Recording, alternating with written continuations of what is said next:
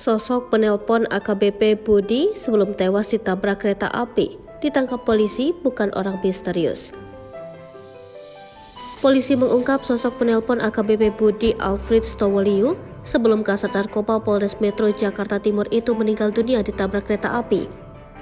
Kasat Reskrim Polres Metro Jakarta Timur AKBP Dimas Prasetyo membantah dugaan keluarga yang menyebut ada penelpon misterius sebelum AKBP Budi Alfred Stowoliu meninggal dunia. Sebab berdasarkan jejak digital, seluruh telepon yang masuk sebelum kejadian ditabrak kereta berasal dari orang-orang yang dikenal oleh AKBP Budi Alfred Stowoliu. Hasil itu didapat dari penyelidikan yang melibatkan Pusat Laboratorium Forensik Polri.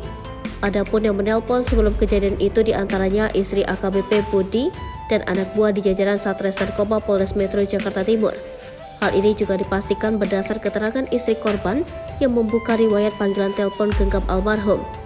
Dimas menuturkan dalam proses psikologi forensik, pihaknya melibatkan Asosiasi Psikologi Forensik Indonesia untuk memastikan kondisi psikologis Budi.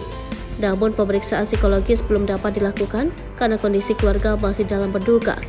Sementara itu, hasil pemeriksaan uji laboratorium toksikologi Puslap 4 Polri juga memastikan tidak adanya kandungan zat berbahaya yang diduga Budi meninggal karena diracun.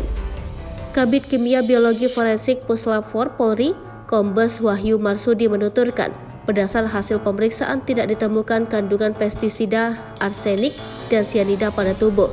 Sebelumnya, keluarga menduga kematian AKBP Budi Alfred Stowoliu ada kaitan dengan kasus yang sedang ditangani. Pernyataan ini disampaikan sekaligus sebagai bantahan atas pernyataan polisi yang menyebut AKBP Budi Alfred Stowoliu diduga sengaja mengakhiri hidup dengan menabrakkan diri ke kereta api.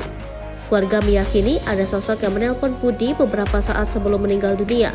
Sebab, beberapa jam sebelum ditemukan tewas, AKBP Budi Alfred Stowoliu sempat menerima telepon yang menurut pihak keluarga bersumber dari sosok misterius.